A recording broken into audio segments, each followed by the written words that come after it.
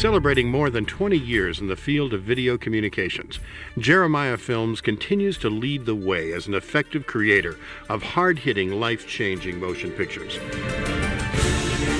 Through its high standards of excellence, Jeremiah Films has impacted the world with its production and distribution of intelligent, innovative, and thought-provoking films, videos, books, and music. With its in-depth analysis of ancient and modern world religions, Jeremiah Films is at the forefront of providing authoritative, biblically based insight into a myriad of ever-expanding new religious movements. In addition to its meticulous research, Jeremiah Films has been the first to exclusively capture a number of secret religious rites and rituals on camera.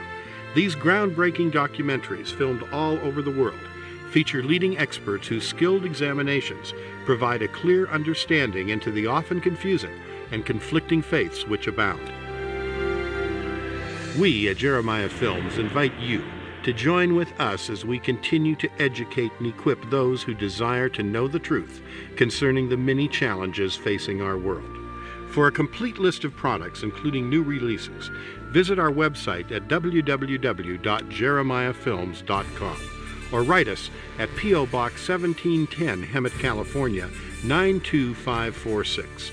To place an order, you can email us or call toll-free 1-800-828-2290.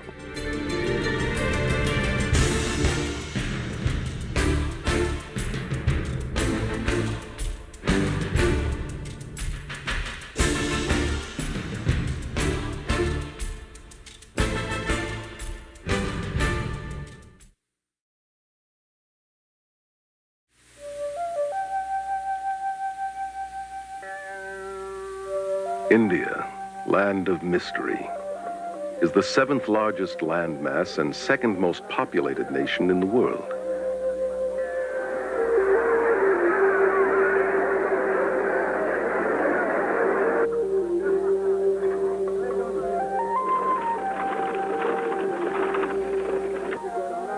It is rich in resources and manpower, yet its people are among the poorest and most suffering on earth.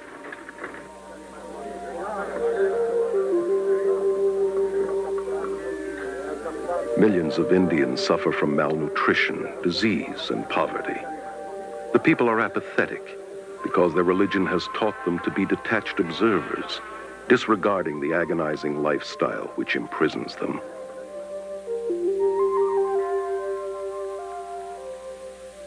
V.S. Naipaul, himself an Indian, describes India as a wounded civilization paralyzed by her religious beliefs. This complex and contradictory religion, known as Hinduism, promotes the worship of enlightened godmen called gurus.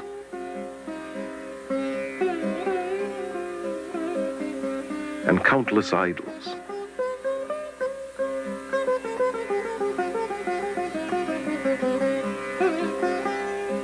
It deifies both nature and femaleness, and believes Mother Goddess to be the original deity.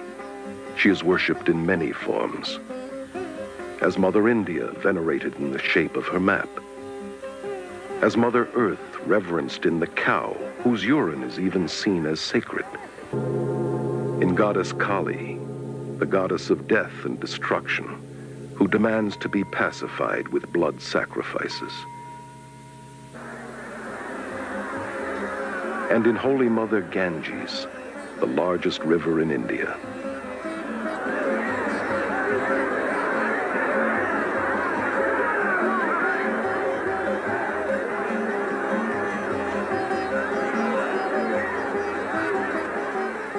This river is worshipped by millions who flock to her banks to perform daily toiletries and annually dump hundreds of thousands of dead bodies to assure them of a better reincarnation. Its pollution does not dampen the spiritual fervor of the people who believe its waters to be essential for all religious ceremonies and imbued with magical and healing powers. Incredibly, the West is today looking to Hinduism's superstitions for hope. The religion that has all but destroyed India has now infiltrated every area of Western society. Protesting that it is not religious but scientific, it is transforming our minds, science, medicine, mass media, politics, and the church. Hinduism is most seductive when it wears the mask of Christian terminology, and has shockingly managed to disguise itself as the latest Christian thought. Hundreds of thousands of Western pilgrims have journeyed to India seeking enlightenment, and have disappeared by the hundreds.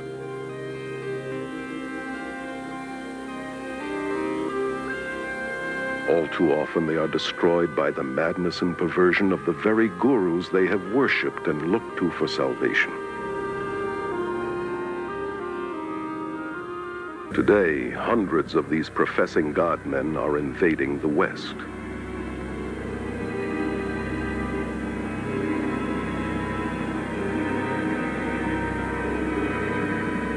Is there any need for alarm? Or should we continue to welcome these gods of the New Age?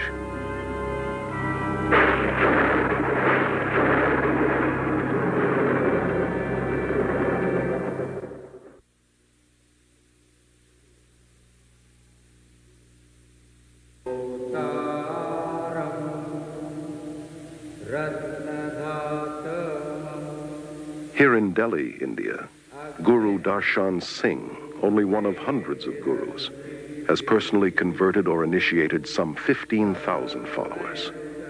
He explains that it is the job of the guru to groom his disciples into the shortest path to salvation. Salvation is the same, but we have various paths leading to it. Some of the paths are long paths, other paths are the short paths. Why is a master then necessary? Master is necessary, to groom you into the shortest path. Descended from a long line of Hindu spiritual masters, Rabindranath Maharaj is a former guru and accomplished yogi who was worshipped by thousands. The Hindu needed to be near his guru. The Hindu needed to consult his guru. He eventually saw his guru as the only means to salvation. It is absolutely extraordinary also to look at disciples of some of these gurus that I saw in India, for example. These adoring, huge, open eyes that just will accept anything from him and that just love him beyond anything. I loved Maharishi. I worshipped him. Therefore, everything he said or did or thought was perfectly right in my eyes. I just met Bhagwan and there it was. It's nobody else than him. Bhagwan is my master and I love him. I'm in love with him. That's the only thing I can say. Guru Bhagwan Rajneesh, given refuge by the American government after fleeing his native India, has purchased a 100-square-mile ranch in central Oregon, to which his red-clad disciples flock from all over the world.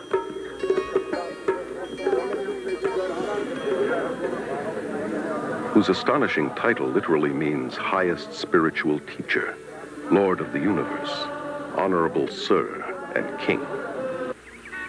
Carol Matriciana is a journalist and author of the book Gods of the New Age.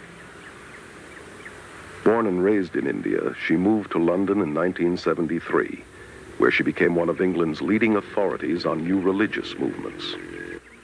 Prior to Rajneesh's death and the closure of his commune in Oregon, I had the unique experience of spending some time there.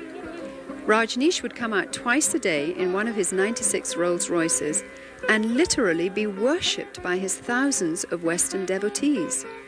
It was so sad to see their complete devotion to a mere man who considered himself to be God. Part of his required allegiance demanded that his followers always wear orange, India's holy color, and a portrait of their master around their necks. His spokeswoman and right-hand lady, Sheila Silverman, tries to explain the attraction and magnetism of her master. He is something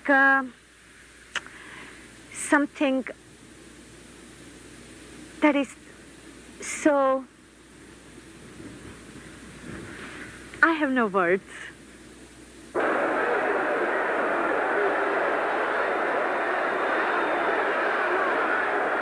It is a love relationship. Master and disciple. Something happens in your heart when you see a master. Bhagwan's my master.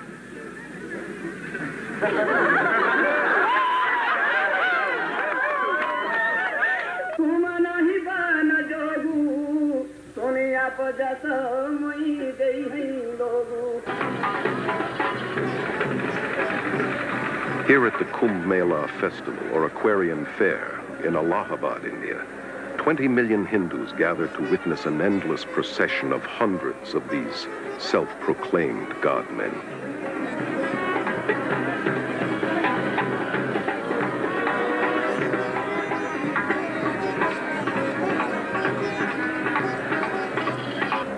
Even the dirt beneath these gurus' feet is an aid to the disciple in his quest for salvation.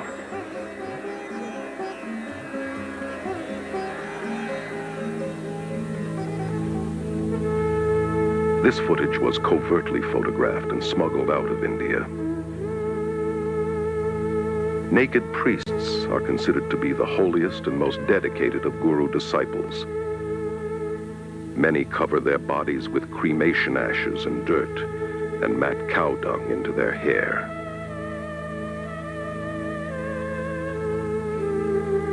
Some are armed and are dependent upon extremely potent drug concoctions. They have surrendered everything, families, possessions, and even their minds, becoming literally insane out of devotion to their guru. Well, Guru is our best friend, philosopher, and guide, and he shows the way to God.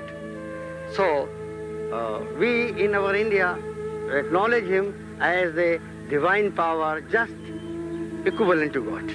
If anyone could be near the beloved Master and witness the love, the compassion, the humility, the grace, the generosity, no one in his right mind would not know that this is a walking, talking, living God on earth. In all scriptures you will find that the Master is the God-incarnated power working on earth. You people that interviewed this gentleman today, I don't think you knew who you interviewed, but you interviewed God. For the Hindu, the Guru is all-important. The Guru is his Lord, his Master, his Savior, even greater than God.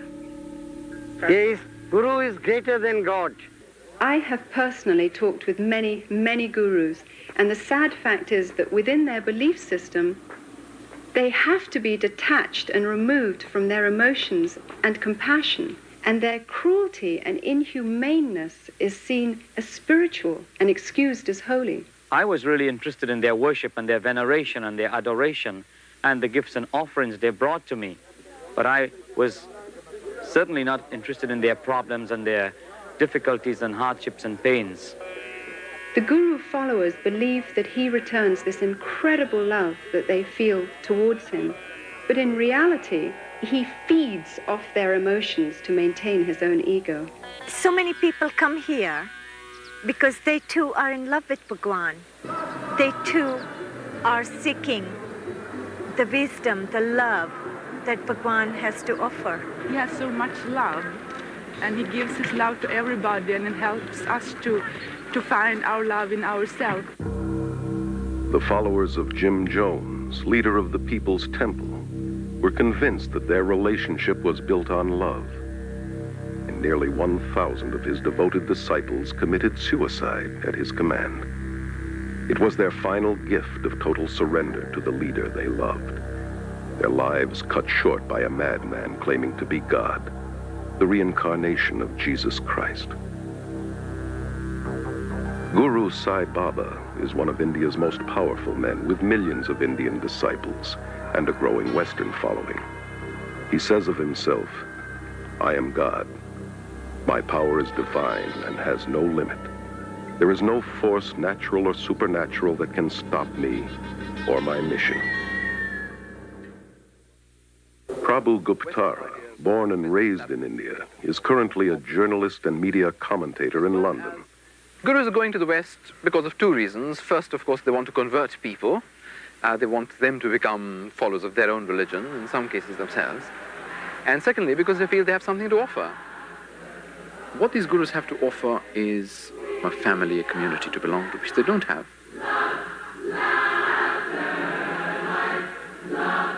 Thousands of seekers, most of them from broken or unstable families, and already emotionally wounded, are becoming victims of the gurus. Dr. Os Guinness, an Oxford scholar and noted world lecturer, is author of the bestseller, Dust of Death. One of the deepest longings in the modern world is for a sense of meaning and belonging, sense in their lives and sort of stability in their worlds. And people, having not found that in the West, are hungry for it. And reacting against the West, they're backing into the arms of the East without looking at it straight. Ed Senesi is a former member of the International Society of Krishna Consciousness, known as the Hare Krishna movement. For 3 years, he was editor-in-chief of their magazine, Back to Godhead. The attitude toward the family in the Hare Krishna movement is very unfortunate. The family is seen more or less as a necessary evil. Eckhart Floater, a successful German journalist, became a devoted disciple of Rajneesh in 1979 and spent several months with him in India. Rajneesh clearly says that the family, that marriage, that all these traditional family bonds are rotten. The only relationship that counts is between his disciples and him. Kathy, devoted disciple of Maharishi Mahesh Yogi for 15 years, was a teacher and governor of Transcendental Meditation, known as TM. I thought TM was strengthening my family, but it was really weakening it because I was turning all my attention in on myself. If you have an allegiance to your wife or your children, to the extent that you have that dedication to those people, you are less dedicated to the organization. I either had to become a member so I could go with him, or he was going to divorce me because he was not supposed to have any outside attachments. He said it wasn't that he didn't love me anymore, and in fact he still loved me very much. It's just that I was only human and Bhagwan was superhuman, and therefore he was more deserving of my husband's love than I was.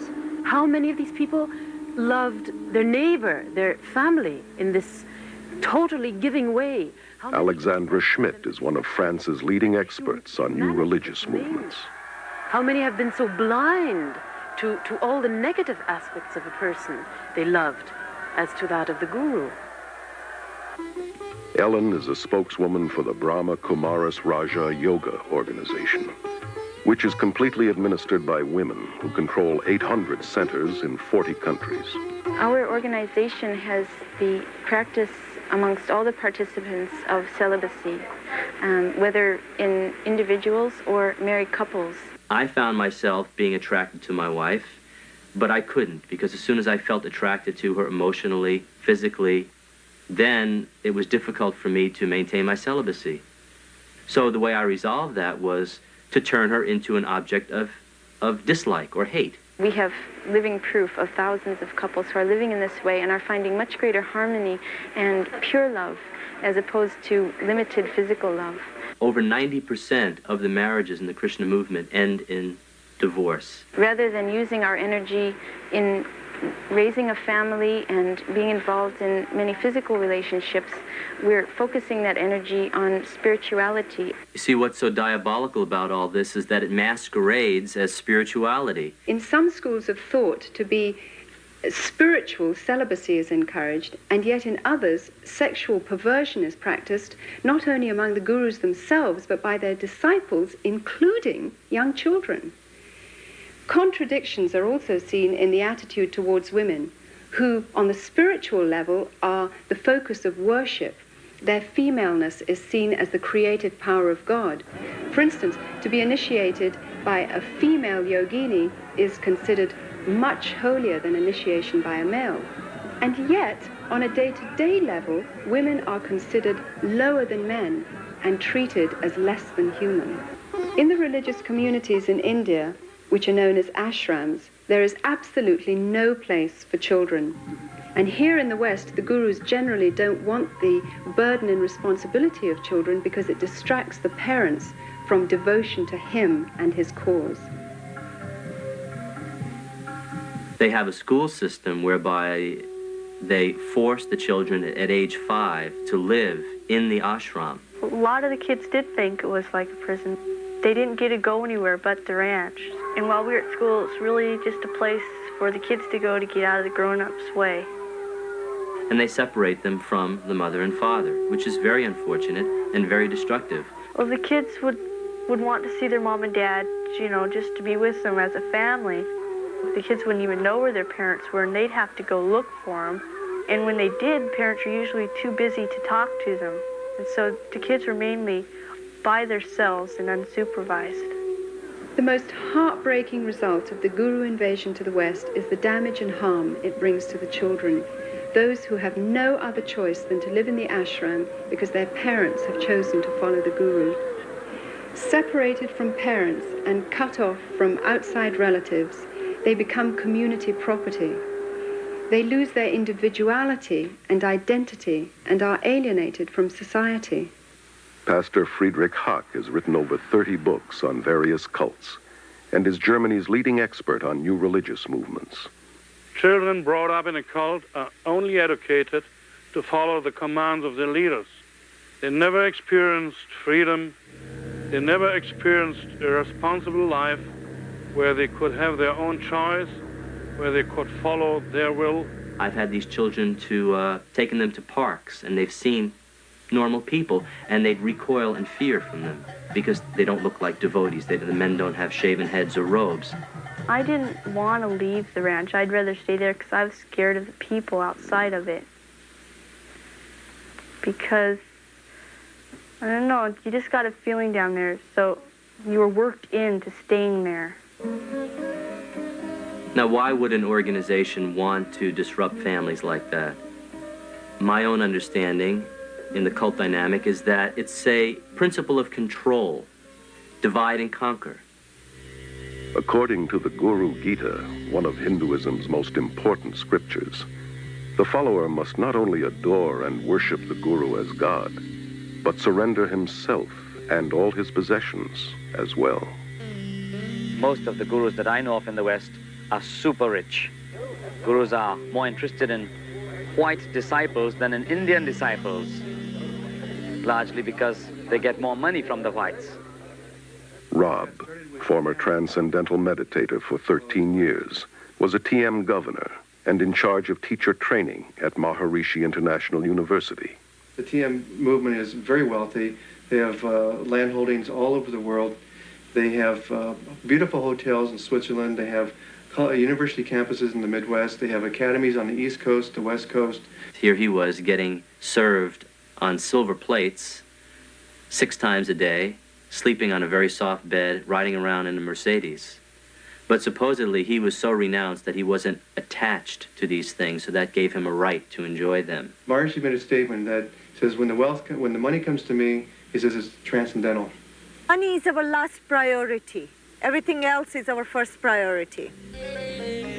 Hundreds of gurus have grown incredibly rich in the West through tax-exempt donations and the manufacture and distribution of every kind of memorabilia honoring these self-proclaimed God-men.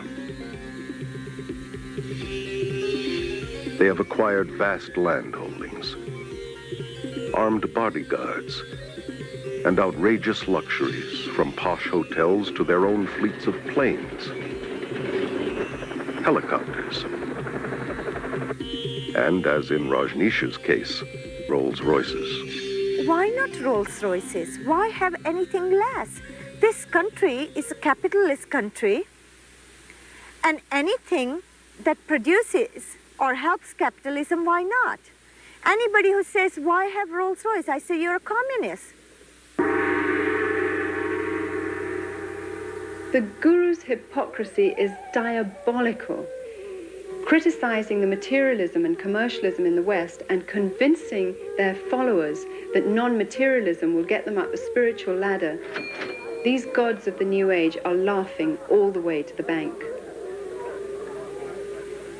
I know of groups involved in drug trafficking, smuggling, prostitution, and the buying and selling of weapons, all done to earn money for the Guru.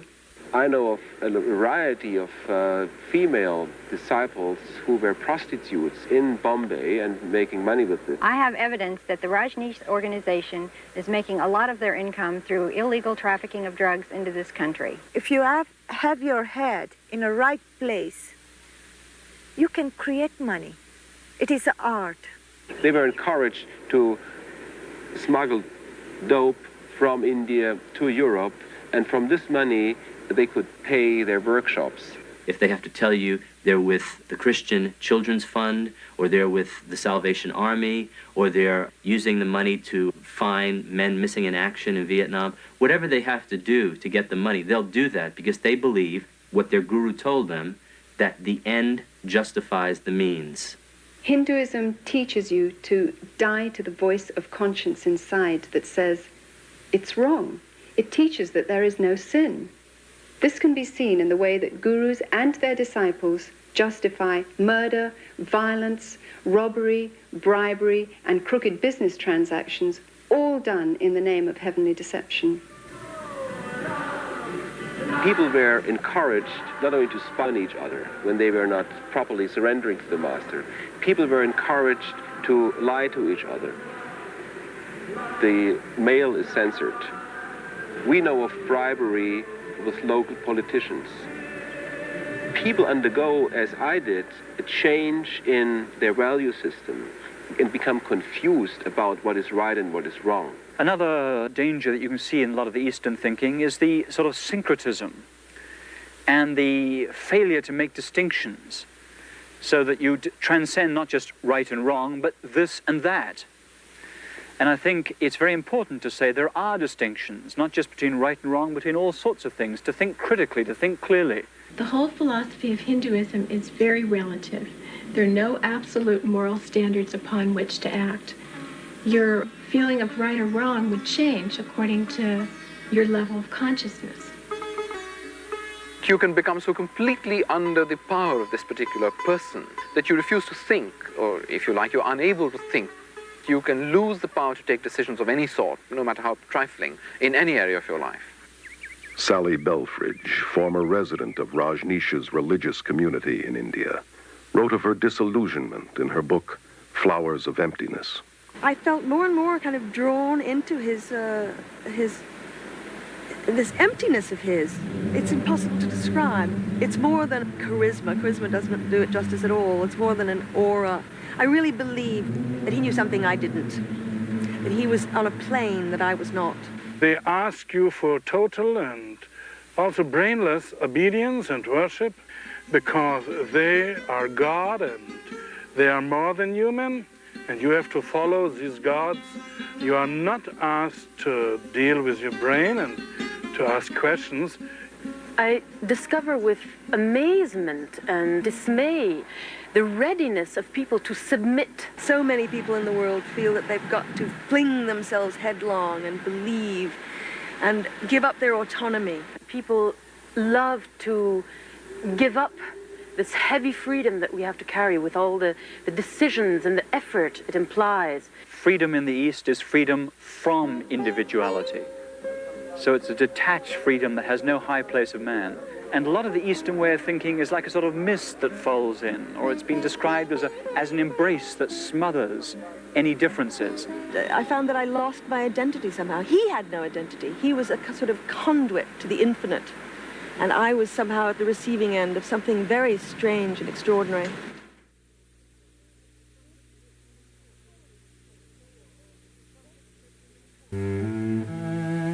One just was taught to ignore all of the dreadful, the intolerable poverty and suffering of India.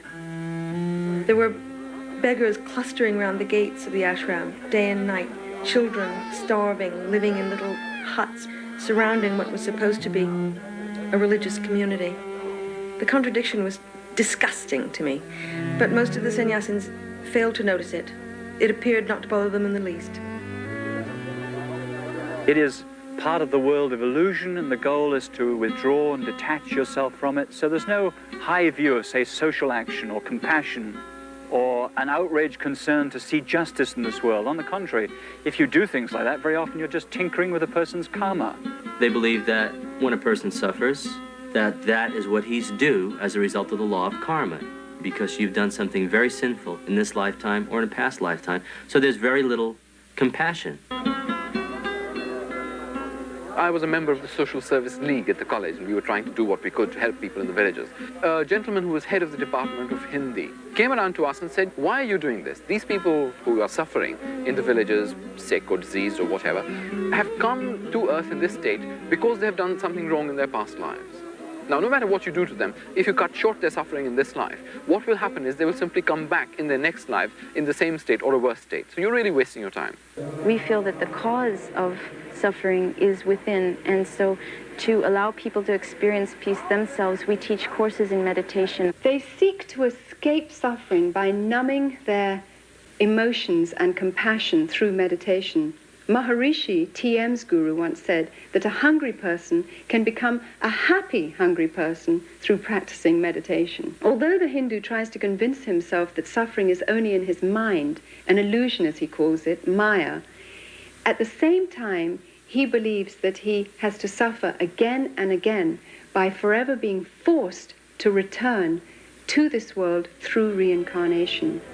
There is no escape from this endless wheel of samsara, life and death, because in Hinduism, unlike Christianity, there is no forgiveness, because there is no sin. Therefore, sadly, also, there is no hope. All the gurus that I know of in the Western world teach reincarnation, a doctrine very central to Hinduism. Reincarnation is all about dying and coming back to this world in one form or the other. Hare Krishna people believe in transmigration of the soul, as they prefer to call it, traveling from body to body to body. These physical bodies don't last forever, even though the soul does. So in the same way that a driver needs to change cars, in the same way we need to change from one body to another. Gandhi called reincarnation a burden too great to bear. Yet it is being eagerly embraced in the West in diluted form, as part of a patent blend of Hinduism and Zen Buddhism, camouflaged with psychological terminology.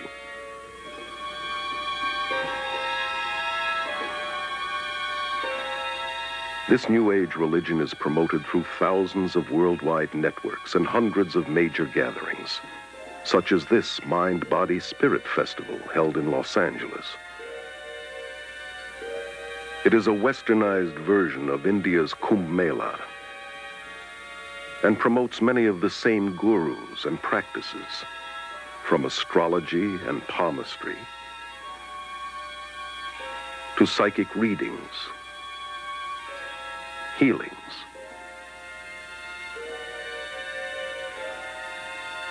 and meditations.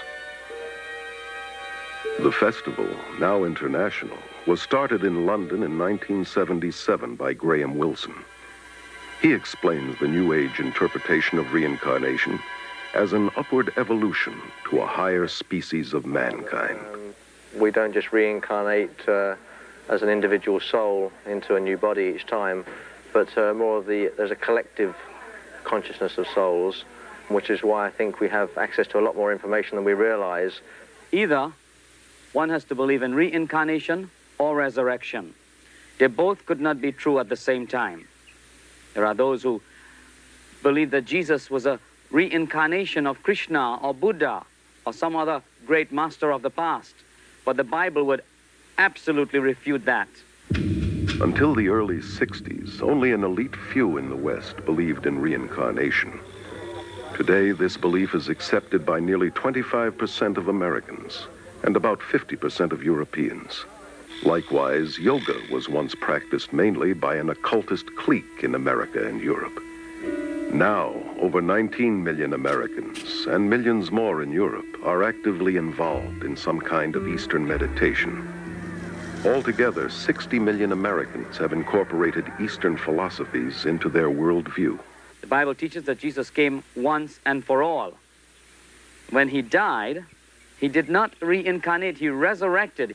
It is appointed unto all men to die once, and after death comes the judgment of God. I noticed that in the Western world, reincarnation has become something of a fad. However, in India and in Asia as a whole, reincarnation is certainly not a fad. It is a form of punishment. Within Hinduism, reincarnation is considered to be a terrible concept. The aim of the Hindus' religion is to somehow try and escape from this endless imprisonment of life and death. And the means by which they believe one can get out of this hopeless trap is through the practice of yoga. Yoga goes all the way back to the Hindu god Shiva, who is called Yogeshvara, meaning Lord of Yoga. You find yoga being taught in several of the major Hindu scriptures. Krishna, one of the many Hindu gods, was an advocate of yoga. Yoga is also mentioned in the Gita as the main means to attaining salvation. The word means basically to yoke, union. The goal of the Hindu is to be yoked with Brahman. Brahman is the Hindu concept of God, the all or the absolute. Yoga, in its many westernized forms, is also at the heart of the New Age movement that has adopted Hinduism's basic beliefs and goals. In spite of the seeming variety in hundreds of competitive schools of yoga, all forms come out of India and lead into the occult, though most Westerners are not aware of this. Yoga techniques include breathing exercises, or prana, positions called asanas, dissolving the mind, known as laya, psychic powers called siddhis, repetitious chanting, named mantra, and deliberately cultivating black magic, known as tantra. In my extensive travels in India, I have encountered a number of Westerners who have got into Hinduism and begun following Hindu gurus as a result of a very simple initiation into a yoga class.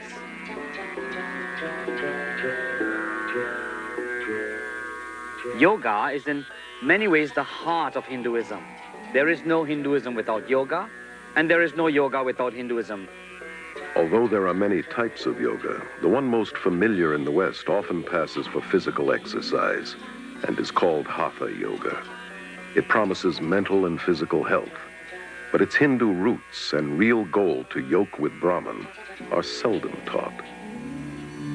Ellen believes that Raja Yoga, or yoga of the mind, is the highest form of Hinduism.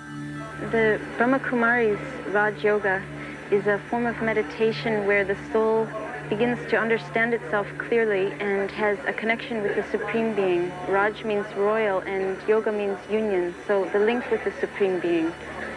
And through this yoga, I become the ruler over my own self, over my mind and my life. Johanna Michelson, former yoga teacher and assistant to a psychic surgeon, tells of her experiences in the occult in her autobiography, The Beautiful Side of Evil. Another word for mantra is charm, or to cast a spell, if you will. And in mantra yoga, a word or a phrase or the name of a demon god is repeated over and over and over again to bring the individual to a vibration level that will attract that which is being chanted for, to bring about the desired effect. It's exactly what the white witches and magicians, so-called, use in the casting of their spells. We were always told, no, it's just a meaningless sound. Had nothing to do with Hindu gods. But every time a person would sit down, they'd be invoking a Hindu god by thinking that mantra over and over again, be stronger in their life.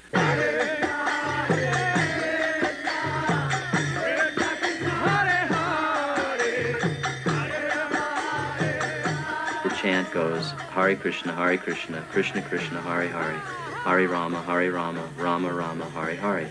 108 mantras is one round, and they chant that 16 times a day. That takes 2 hours to do every day. That's the minimum requirement the guru exacts from that. It's sometimes referred to as a hypnotizing or brainwash technique, because whenever you're having a problem or running into some confrontation, you retreat to the security of the chanting instead of thinking a problem through. George Harrison of the Beatles made mantra yoga acceptable to the world through his song My Sweet Lord, where he incorporated the chant to a Hindu god, Hare Krishna, simultaneously with the biblical shout of praise, Hallelujah.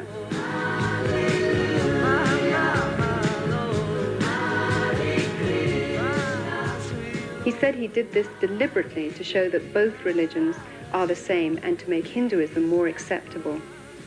To pretend that all religions are the same is dishonest, as is the merger of various religious techniques.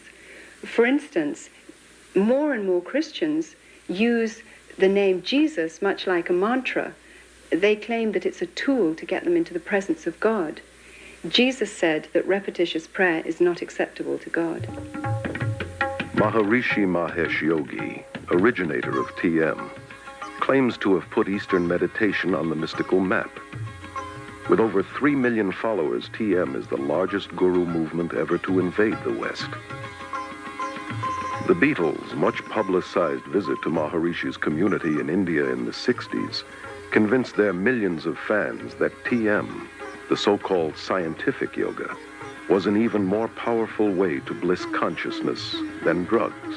What makes TM unique and different from any other practice that's going on today is that it offers enlightenment very quickly. It offered a jet ride, you might say, to self-realization.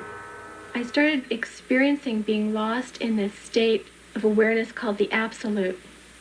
In essence, Maharishi taught that we all come from that nothingness, and that is the source of all our consciousness, of all of our thinking and everything we do. Maharishi's primary thrust is the marketing of his Siddhi Yoga, which is designed to develop psychic powers such as levitation. These courses, like most guru programs, cost thousands of dollars. Rob was able to finance his advanced training through government student loans, totaling $6,000. During these sessions, it's a very strange environment. People speak in tongues, they yell and they scream, they talk in foreign languages.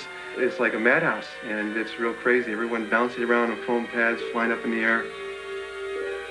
Rajneesh is one of India's most controversial gurus, largely because of his endorsement of shocking sexual practices as a prerequisite for salvation. His brand of yoga, called dynamic meditation, is a New Age combination of Hinduism and psychotherapies. This exercise, involving rigorous breathing and hyperventilation, is designed to arouse the serpent force called Kundalini, which the gurus believe lies coiled at the base of the spine.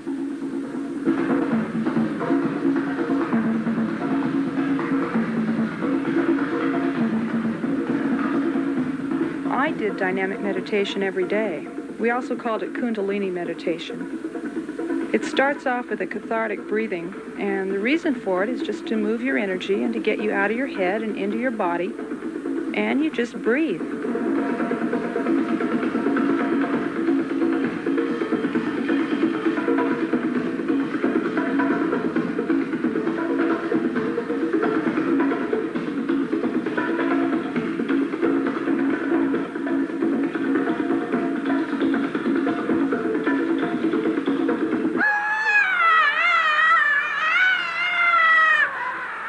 The next phase, the screaming phase of dynamic meditation, feels like when you finally had an opportunity to throw a tantrum when you were a little kid.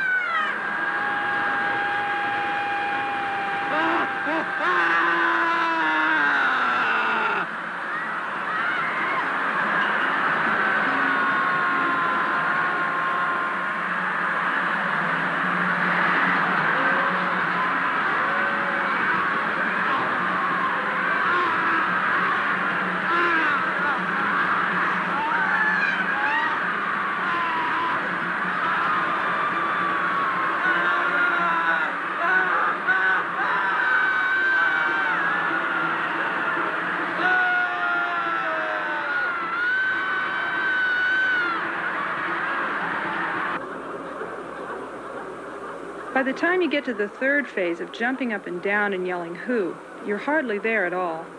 And so it's pretty hard to remember what happens when you're there. I guess the closest thing I can associate it with is mindlessness. You get to a place where your mind actually leaves your body. Your body's just jumping up and down, and your voice from your gut is yelling "who," and you're not doing it anymore.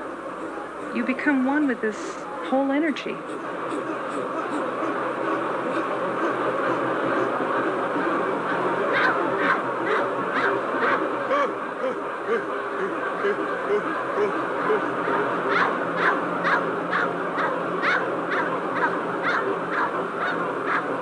next phase and dynamic is the quiet space. Someone yells, "Stop," and you've just been doing 30 minutes of intense catharsis.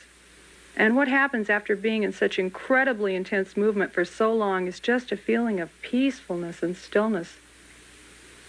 My mind actually stops, and I feel a oneness with the whole universe. There have been glowing reports published giving credit to the gurus and their pseudo-psychological techniques, but neglecting to mention the thousands of cases of emotional and mental breakdowns, insanity, suicide, beatings, murder, rapes going on in guru centers, various guru centers worldwide. It is alarming to realize these dangerous techniques for enlightenment are being incorporated in psychotherapies, self-help seminars, and are even being accepted in mainstream Protestant and Catholic churches and seminaries. One of the fastest growing yogas in the West today is Tantra. Seductively offered as an exotic means for enhancing one's sexual experiences. Like all yoga, it is designed to provoke possession by Hindu spirits in order to break the chain of reincarnation. In Tantra, advanced disciples indulge in the most degenerate behavior, from human sacrifices to sexual perversion and sorcery. Tantra Yoga is the extreme expression of Hinduism. If you will, it's the black and so-called white magic, in which the Shakti, the Kundalini force, is aroused, the psychic powers that accompany it are in full bloom, and the individual, depending on his personal preference, can channel this force either into the black magic, which includes rites of meditating upon severed heads, human heads in India, and eating bits of flesh and the unconsumed parts of the cremation rites and other practices, horrifying practices. Or they can take it into what they call the white magic part of it, in which they are using this power, this force, for healing, for the benefit of mankind, if you will. Yet Anton LaVey, the Pope of the First Church of Satan, has said it very explicitly. He said that to believe there's any such thing as white magic is mythology. There is no such thing as white magic. All of it has its source in occult psychic power, and it has nothing whatever to do with God. Toby is a yoga teacher at the Scandinavian Yoga and Meditation School in Aarhus, Denmark, which promotes Tantra Yoga. Tantra means to free the mind through expanding the awareness. That means to be able to meet more and more of the reality in everyday life. Although yoga is sold to the West through various gimmicks and techniques, its basic occultism remains the same. The hope of immortality is at its heart, and the dream of realizing one's own inherent divinity is its ultimate purpose. Becoming a Christ, they call it. Despite the claims that yoga is only physical and non-religious, it is the very essence of Hinduism's spirituality. It eventually leads to the realm of the spiritual, to meditation, where the person looks into himself to find the true self, and in finding the true self, he believes he's finding God. You know, the frightening thing to me now, as I look back, is I started having the experience that I was God. And as God, I could completely structure my life and my universe exactly the way I wanted it. Dave Hunt, noted author and lecturer, is one of America's leading experts on the New Age. His books include the bestseller Peace, Prosperity, and the Coming Holocaust. He explains that Hinduism is based upon the same ideas that the Bible says the serpent introduced to Eve in the Garden of Eden. The yogis teach the same lies that the serpent in Genesis 3 deceived Eve with, that death is merely the doorway to reincarnation, and that humans can become gods. This is either an unbelievable coincidence or an unmistakable identification of the mastermind behind Eastern mysticism. This mastermind is called Satan in the Bible and is also known as the serpent, the ultimate power of Hinduism, symbolized by the serpent, is glorified and worshipped in Hinduism. We see God as the form of light, and the name Shiva is used by our group, but meaning incorporeal being, radiating peace, radiating light, love to the whole world. In India, Shiva is known as the god of destruction. He haunts the cremation grounds and wears a necklace of human skulls and wears serpents in his hair. His power is worshipped. Hindu texts describe the power as the fiery serpent within, called Kundalini. Many people are talking about Kundalini, and really it does mean energy. That means whatever you call it, it is about energy. To take away blocks in your energy system so you are able to function in a more effective level. The serpent has been known as energy or the force and worshipped as the symbol of wisdom and immortality in every religion and culture. Only in the Judeo-Christian Bible is the serpent identified as deceiver, destroyer, arch-enemy of God and man. The old dread and fear of the serpent is being subtly removed from our culture. Even children in schools are being taught to accept the snake through yoga positions like the cobra. Michelle, could you show us how we do the cobra? That's it. Arch your back. That's good. Look forward.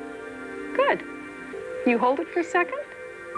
The breathing exercises are designed to teach you to absorb the prana, the energy life force in the cosmos, to channel it into the chakras, the psychic channels, thus awakening the Shakti force, the Kundalini force, and bringing about those psychic powers, which are such an integral and prevalent part in yoga.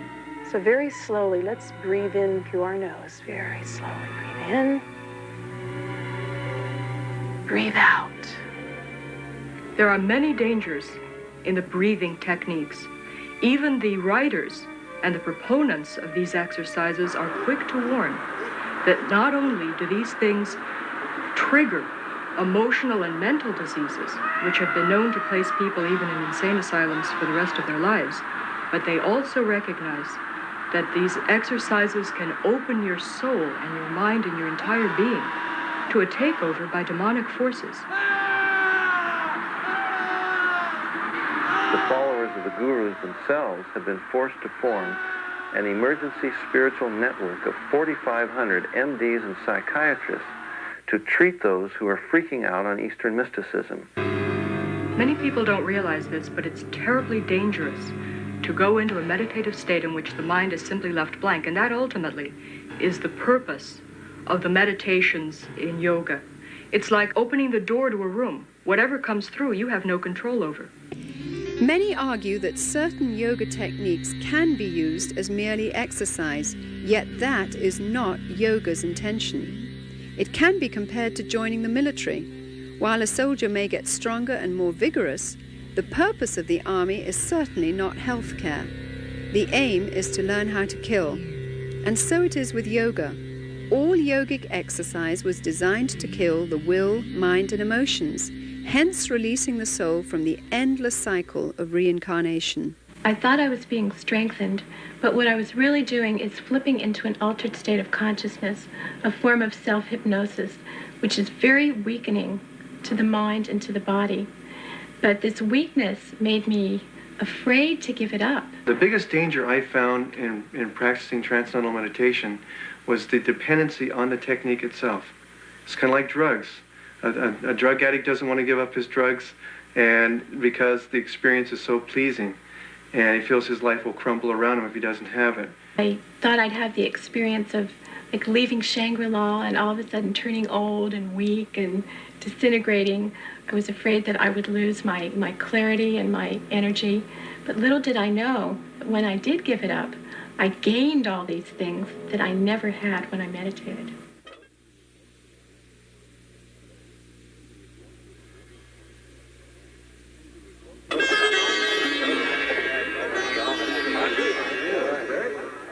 Once a religion for Indians alone, Hinduism has become radically evangelistic through adopting the principles of Christian missionaries who introduced cultural and social reforms in India.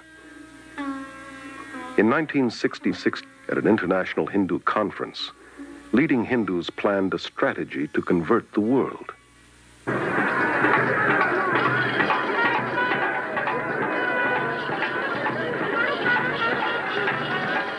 The gurus were chosen as the first crusaders. And their tens of millions of converts are now the first Western Hindus.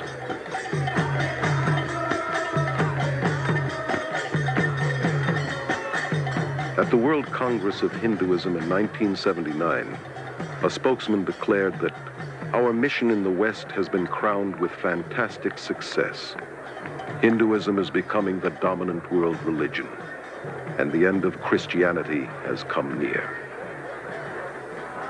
At the 1981 TM conference in India, a spokesman stated that the entire mission of TM is to counter the ever-spreading demon of Christianity. The religion that is out to destroy Christianity is being embraced by millions, including many in the church today who are naively succumbing to spiritual propaganda and unwittingly becoming disciples of the gods of the New Age. Behind today's aggressive campaign for world Hindu domination is a secretive organization called the Vishva Hindu Parishad. It is the world missionary organization of Hinduism. Paragraph 4 of its constitution says that its aim is to establish an order of missionaries, both lay and initiate, the purpose of propagating dynamic Hinduism. The Hindu Vishva Parishad magazine clearly states that yoga teachers throughout the world are the front missionaries of the Hindu religion. Western teachers themselves may not realize that they are being used by India's Hindu leaders in this way, but they are. While a guru disciple, Prema Nayak was an accomplished yoga teacher for 10 years. Yoga teachers are blind leading the blind. They themselves do not understand what they're into. They don't have any idea what they're teaching. This is really being used to reach the souls of students and innocent people in this country and other countries who come for an exercise class. As I look back on it, I see it was a subtle infiltrating of my beliefs and ideas. It totally changed my worldview. It gave me little or no moral standards by which to guide my life. I was becoming a Hindu, and it was a very big deception. The Vishva Hindu Parishad's plot to convert the world to Hinduism has created thousands of New Age worldwide networks with tens of millions of converts, all working for a new one-world government. Through the repackaging of yoga, the Western mind is being systematically conditioned to accept a neo-pagan worldview. Combined with New Age thinking, it claims to offer more integrity, selflessness, goodwill, freedom, and says it is the very alternative to Christianity's narrow way. Yoga is really part of our society now. It's being sold everywhere as technique for relaxation, for becoming unstressed, brighter, more beautiful. The self-centered world of glamour promotes yoga, meditation, and visualization techniques as a means to a healthier and more beautiful body, mind, and spirit. Spirituality is in, but with an anti-biblical meaning. Even relaxation has become a spiritual quest for one's so-called full potential through holistic massage, isolation tanks, and hundreds of other New Age techniques. Most of the 2,000 YMCAs across America offer yoga classes. And nearly 2/3 of all universities and colleges make yoga available as part of the curriculum. Many of the people practicing yoga that I have met say to me that they only practice it because of the physical benefits. Any Hindu would tell you, however, that there is no yoga that is purely physical. One of the first things I learned in my teacher's training class was that I must talk to the students about the philosophy behind yoga, that this was just as important as the exercises. I will count. Relaxation at the end of yoga class is really hypnosis. where each part of the body is relaxed. So while they were in this state, I read to them about the Hindu philosophy or something from one of my guru's books. So they got it whether they wanted it or not. Yoga exercises were not designed for physical fitness, but to realign the serpent force within the body. To achieve godhood, that yoking, which is what yoga means with Brahman. Anyone interested in physical fitness ought to do exercises designed for that, not yoga. Many hospitals have set up their own yoga and meditation classes to provide stress reduction for patients, doctors, and nurses. Doctors and dentists who wouldn't think of promoting Christianity or Judaism on the grounds that it is religious are unwittingly involving their patients in Hindu practices. The last 2 years I've been working with some German doctors that was in research of breathing exercises. In our Danish school, we get patients from the doctors, typical with backache, with nervous symptoms, with high blood pressure, with stress, and so on. In addition to promoting yoga, fitness and health magazines advocate various schools of vegetarianism, a practice essential to Hinduism. An extreme example is macrobiotics, which attempts to manipulate spirituality through diet.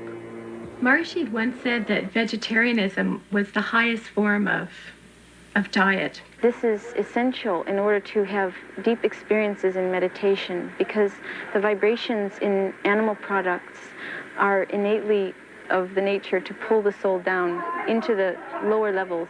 I find it intriguing that so many of the people in India and those in advanced yoga in the West who feel that the consumption of meat lowers their vibration level think nothing about drinking their own urine, or better still, cow's urine, which the holiest of men in India recognize as having special redemptive qualities. We only eat food that's prepared by yogis who are in remembrance of the Supreme Being, so that those vibrations are filled in the food, and these affect the mind very much. They also teach that anyone outside the movement is more or less evil. He's a meat eater. He's a karmi. You're not able to have as much endurance, not as much strength, because I was a vegetarian for many years, lost a lot of my strength. I've quit my so-called wicked ways, in other words, killing game and eating the flesh of animals. I'm strict vegetarian, as this diet so ordains. God did not ordain vegetarianism. Jesus was not a vegetarian. He fed the multitude with fish on more than one occasion. He himself ate fish and the Passover lamb. While the Bible would not condemn vegetarianism as a means for health, it would condemn it as a means for spiritual enlightenment. Health food stores are among the main fronts for guru organizations and recruiting, and are major distributors of New Age literature.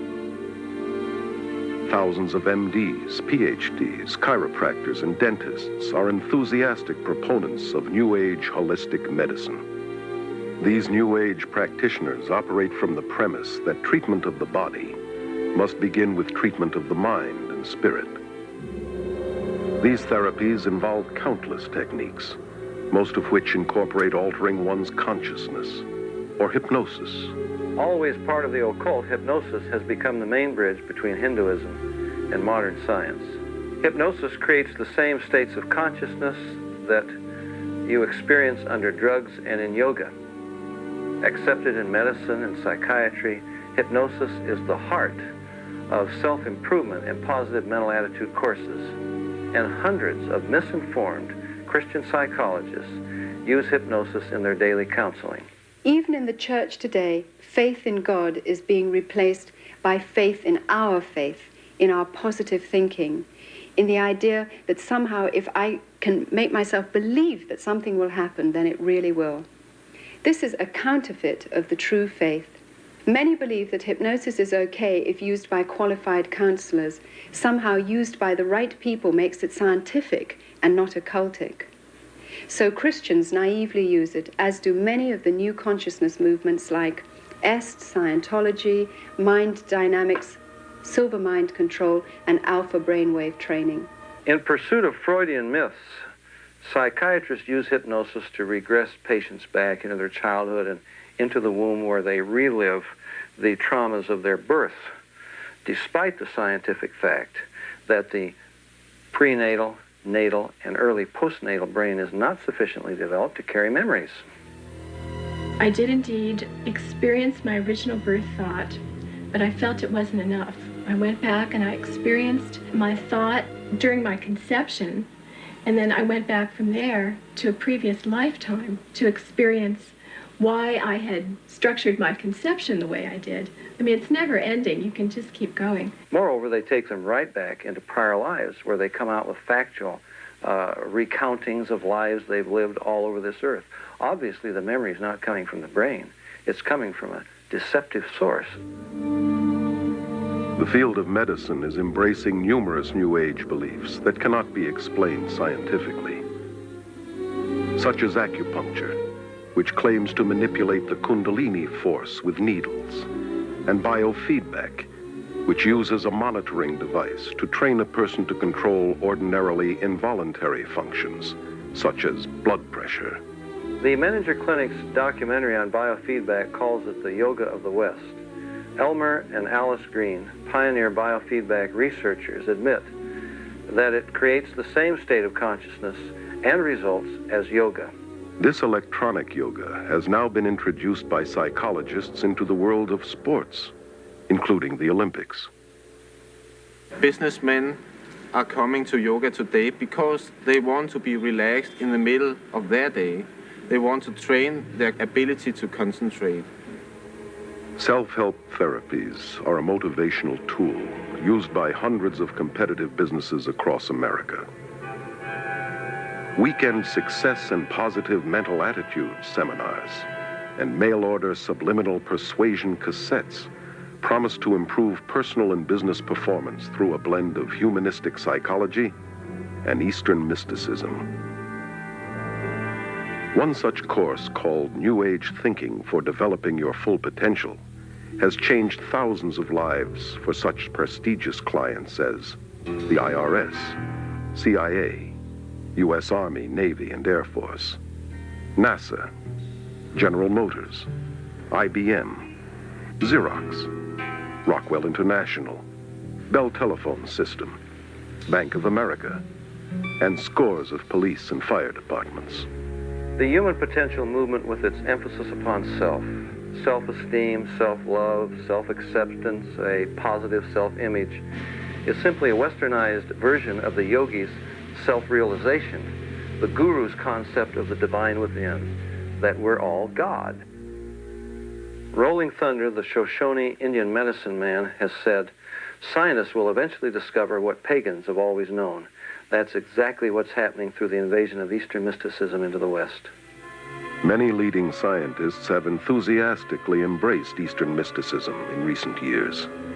Hinduism, which claims to be the oldest religion, is being deceptively packaged as the new science.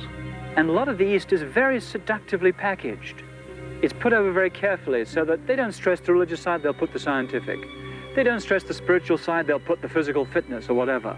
The yoga we teach has nothing to do with religion. It is scientific methods in the way that you do something and then you get results. Maharishi found out that in the United States that people would not buy the religion package. So offered the scientific package, started getting scientists involved, started to do experiments on meditators such as the breath rate, the brainwave patterns, etc. And when they found out that the metabolic rates lowered during meditation, they found they could present it scientifically and people would buy it better that way. Even as teachers, we were taught the puja ceremony. We were bowing down to Hindu gods, and yet we didn't really feel we were teaching a religion. I think that's extremely deceptive and dishonest, because the deeper you get into it, for instance, as people are initiated and so on, what they're taught is the pujas and the basic words and the rituals that are Hindu worship. Children practice it. It is used for teaching languages. It is used for the businessmen, for all levels of society. It's taught in the schools. In schools across the Western world, from kindergarten through university, Hindu occultism is being openly taught in spite of the otherwise enforced separation between church and state. Guru Thakar Singh was invited to speak at a high school in Southern California. Kurt, a student there, became so overwhelmed that he actually moved to India, where he is now a devoted follower of Thakar. It's only half an hour talk and 20 minutes meditation. And the experience I had while there was like nothing I'd ever experienced before. And just the air, the energy in the chapel where he was speaking was just electrified with feelings of love and just a peace, a hushed quiet that was just bewildering to me. It seems outrageous that in public schools across America, where Christian prayer has been outlawed, yoga, Eastern meditation, and visualization techniques, which are simply forms of Hindu prayer, are not only allowed, they're being actively promoted. Here in some of the schools in the West, in the PE classes, after having started with the physical aspects of yoga, the teacher eventually has the kids chanting words like Om, Rama, or Krishna, names of the gods. Starting right down from the teacher to the student, we learned that the yoga could really help the kids reduce tension and center themselves. Many teachers are now being encouraged to develop a mass consciousness among the students. Let's relax.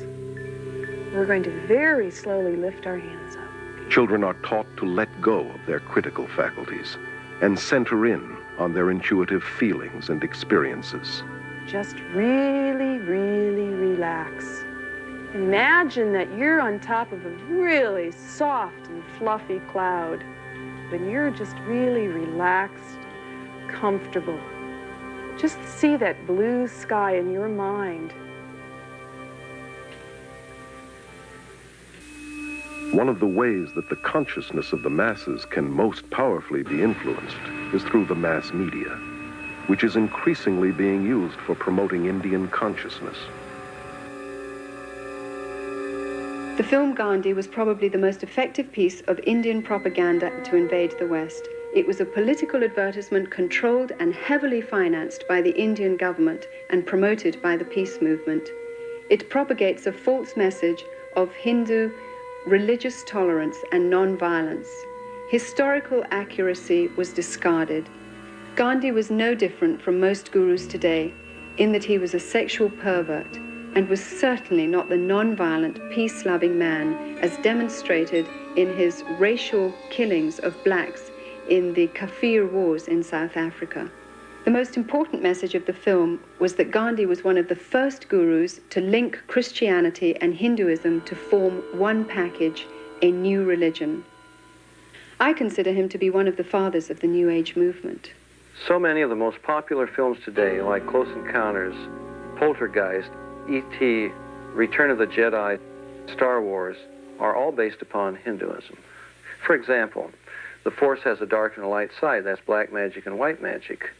The doorway into the occult is an altered state of consciousness. This is the way that Obi-Wan initiates Luke into the Force. He has him working a laser sword. He says, Luke, your problem is you're trying to think. He puts a visor over his face so he can't see. And he says, Luke, you got to tune it out and let the Force take over. That's an altered state of consciousness. In The Empire Strikes Back, Yoda is a yogi. He's got Luke standing on his head going through various contortions to develop the mind power to raise a spaceship out of the swamp. And when Luke can't do it, Yoda does. And Luke looks on and says, I don't believe it.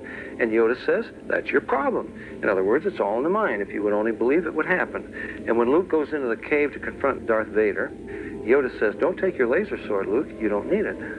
All you need is within you. That's the divine within. And when he cuts off Darth Vader's head and it rolls to the ground and he opens the visor and sees his own head, that's the most powerful presentation of Eastern mysticism you could ask for. The Beatles sang it, I am you and you are me and he is she and all is one.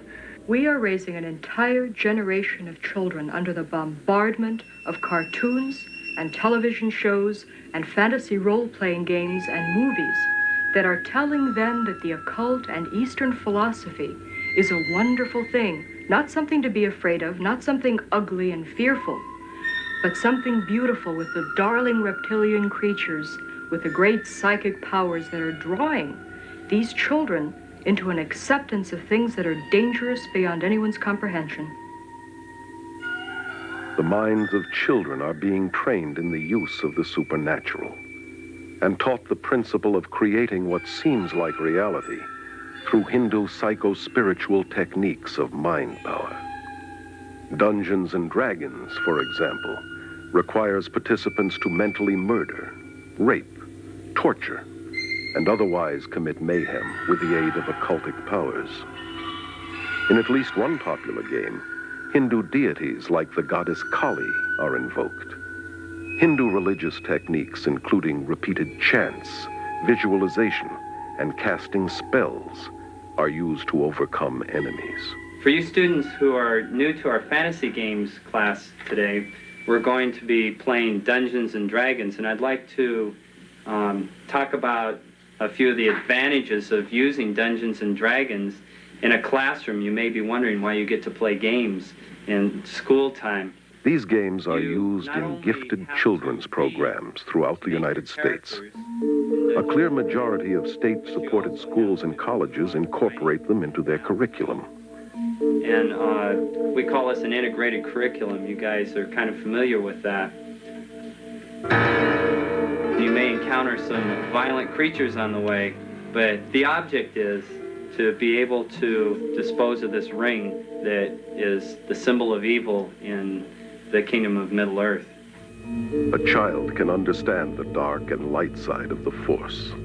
And to understand the Force is to understand basic Hinduism.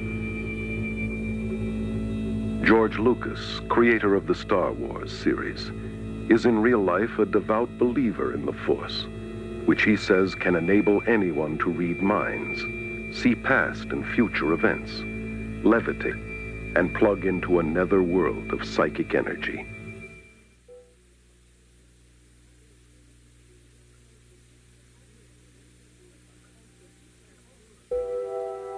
The Eastern gurus, the occultists, cultists of every description, have taken the terms of the Bible and felt every liberty to redefine them according to their basic presuppositions. God becomes not a personal individual, a spirit with whom we have a personal relationship.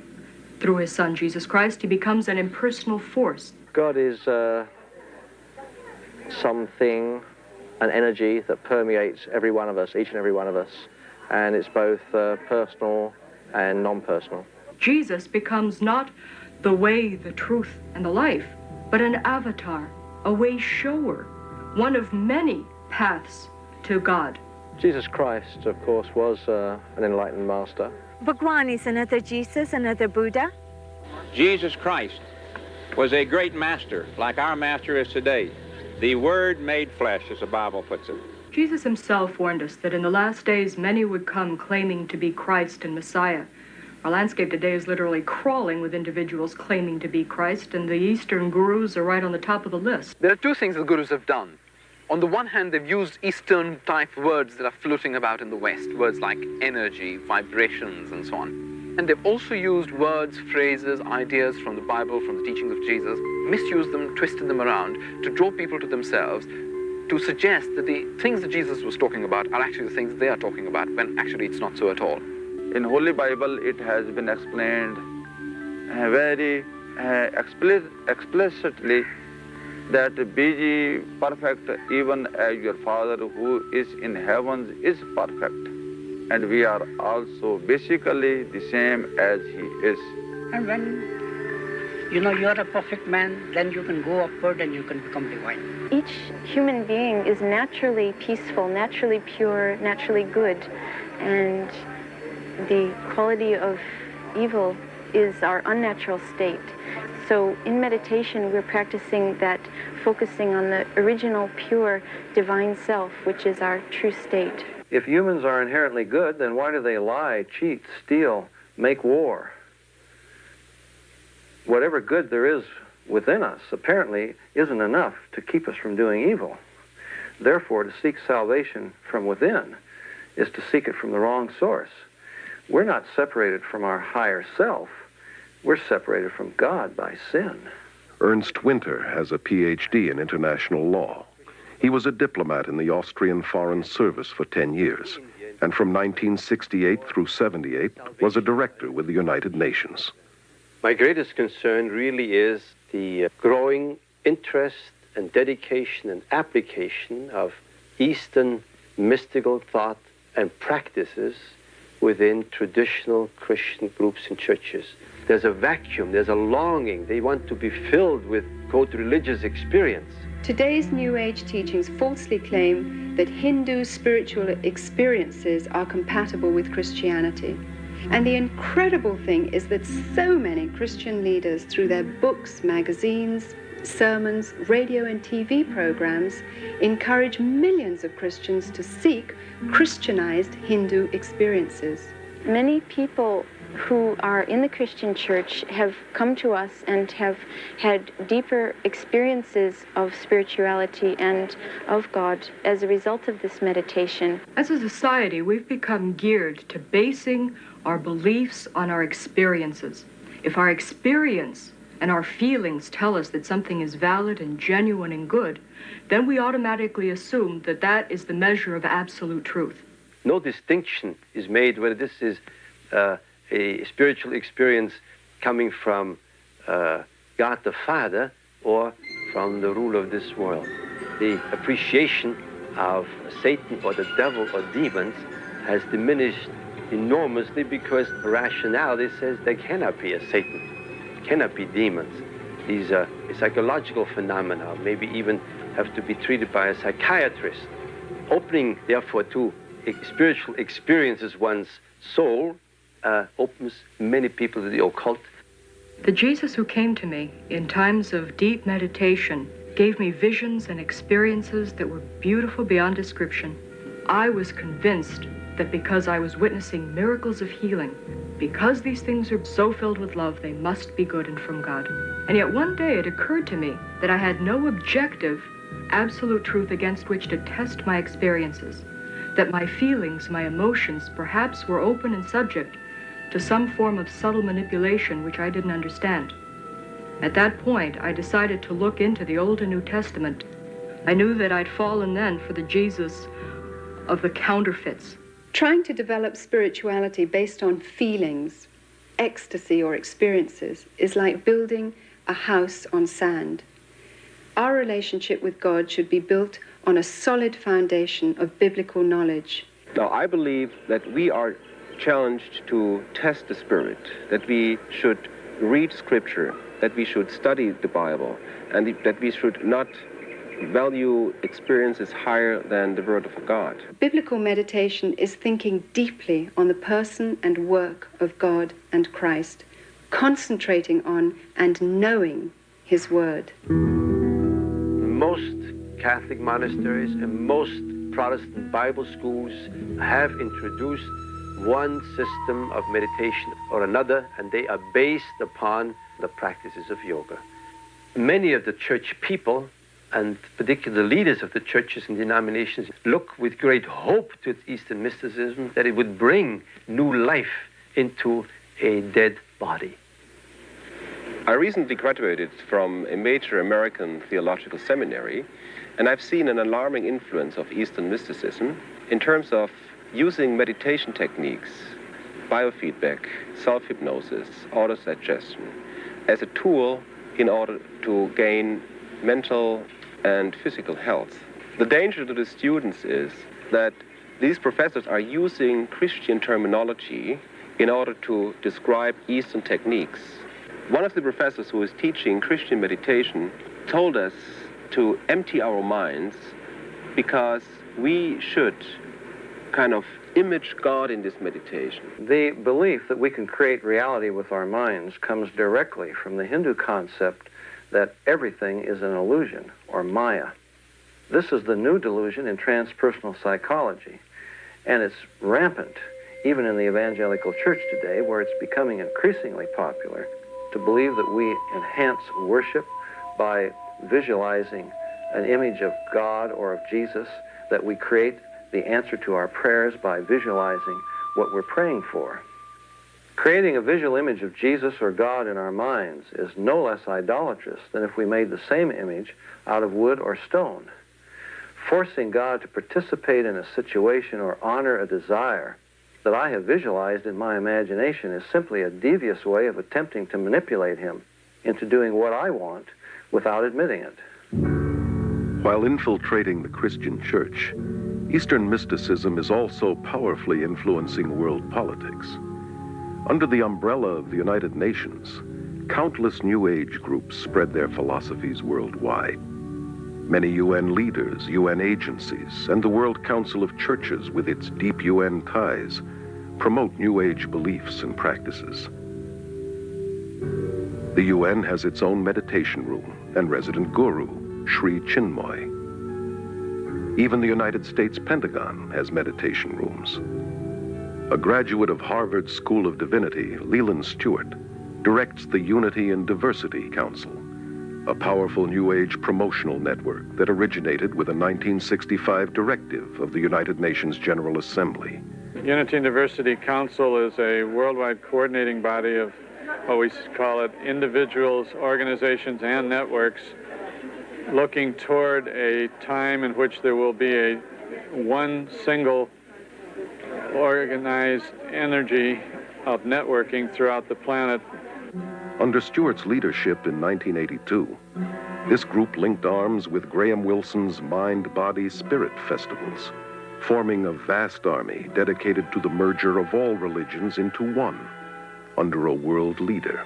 I am very interested in the harmony of all religions, not just to give birth to another religion, but rather to produce, let's call it, a universal religious outlook through which there can be a new connecting of all cultures and all religions, all races.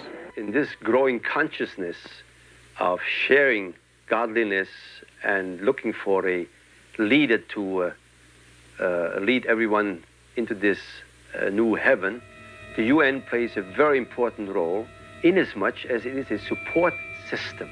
Any group that meets to discuss these matters would be very eager and very careful to have UN sponsorship. Our organization has been represented in the United Nations. We have an office there, and this has been going on for approximately 5 years. We've been involved in all the sessions that are going on in the UN. We've been able to watch and participate, offering meditations and presentations. How is this possible? I think it became possible by the thought and actions of one man in the UN, Robert Mueller, who was continuously emphasizing that the UN has to be a support system to this conditioning of man, to this sharing desire, to this looking for a one world government, for one world leader, and playing down, and I believe myself correctly, that the UN is not that world government, that it is a conditioning device, that it is an aid, a support system. It gives prestige to otherwise completely outlandish groups. The Brahma Kumaris World Spiritual University in India is used by the UN and its members for conferences focusing on world peace and unity. Delegates from all over the world, VIPs, are attending to express their ideas and to experience peace in a very real way themselves. This experience will enable them also to draw up new laws for universal peace. This will be endorsed by heads of state and submitted as a practical form for the United Nations.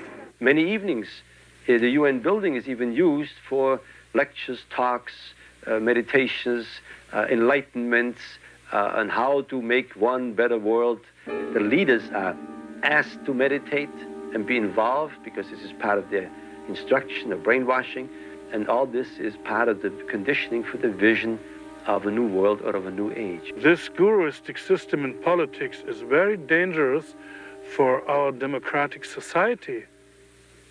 It will at least bring a loss of freedom, a loss of security, and a big danger for all mankind. So I believe Guruism is preparing the world for some political fascism too. Actually, we're being prepared for this surrender to an authority in a way that perhaps we don't realize. We are going through right now strange bathing in Eastern concepts of consciousness, states of consciousness, bliss, reincarnation, energies, vibrations, all of these words that have become very commonplace, really, in the Western languages, are also modifying our mind. They are changing our way of thinking. And this changed way of thinking puts us into a mental state, if you'd like, and prepares our intellectual functionings for this surrender.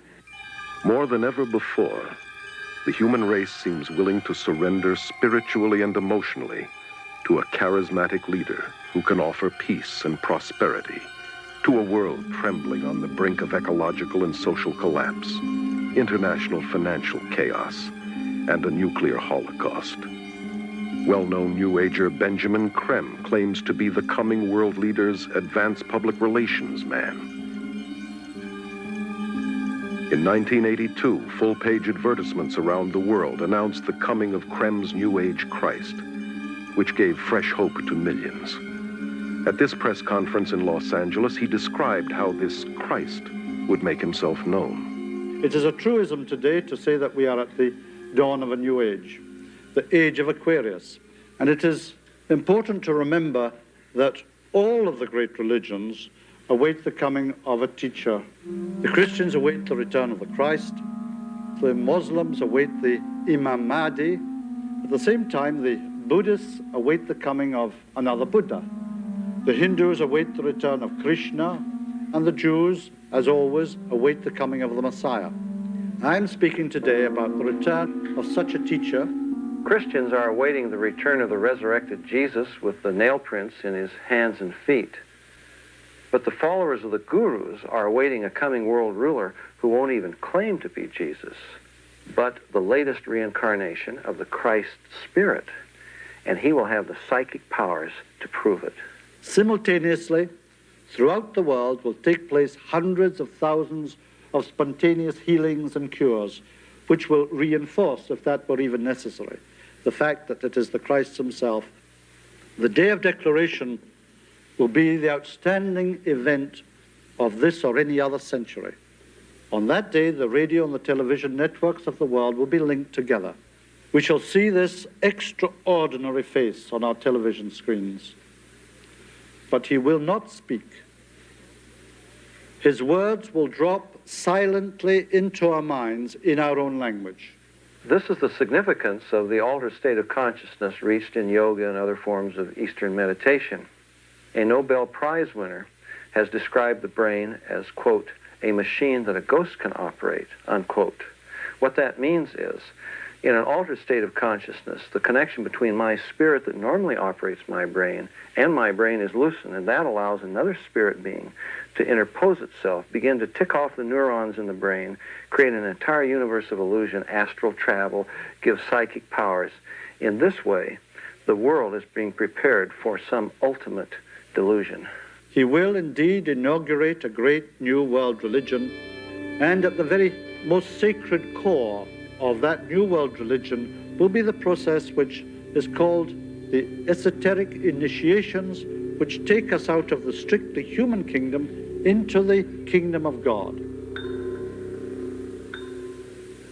David Spangler, board member of the Planetary Initiative for the World We Choose, which comes out of the United Nations, declares that Lucifer is the same force as Christ, that Lucifer prepares us for our own Christhood, that this is the final Luciferic initiation into the New Age.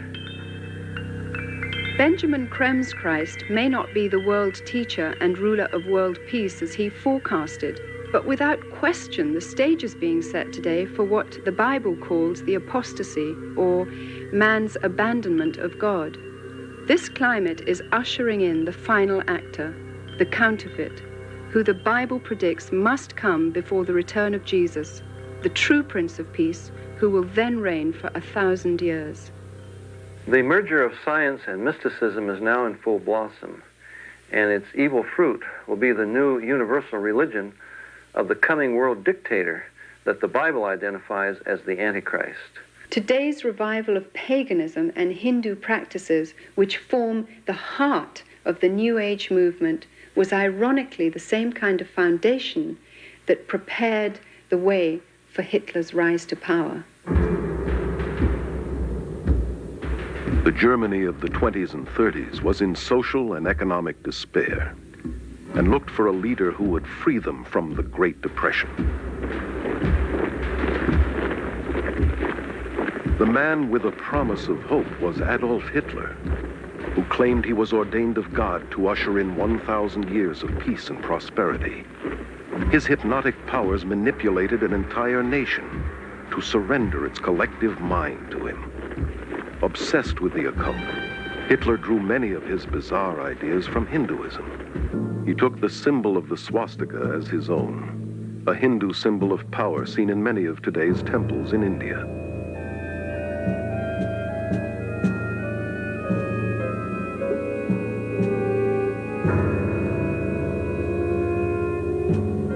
Millions of Germans who submitted to Hitler as though he were God died for him and his cause, much like the followers of Jim Jones.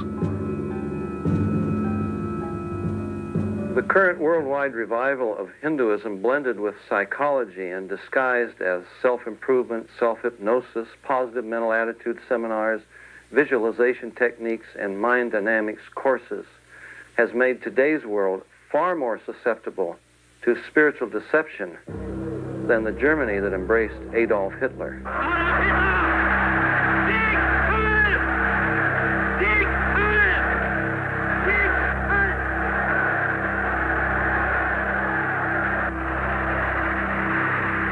Today, a desperate world is looking for another spiritual leader. Has the human race learned nothing from its own mistakes?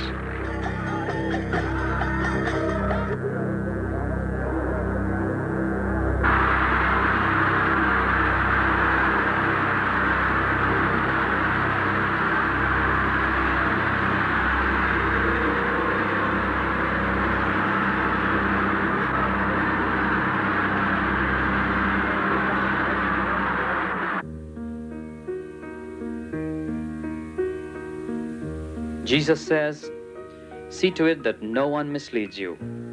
For many will come in my name, saying, 'I am the Christ,' 'Behold, here is the Christ,' or 'There he is.' Do not believe them. For false Christs and false prophets will arise and will show great signs and wonders, so as to mislead, if possible, even the elect. Let no one deceive you. The apostasy comes first, then the man of lawlessness is revealed, the son of destruction, who takes his seat in the temple of God, proclaiming himself to be God." Jesus said, "I am the way and the truth and the life.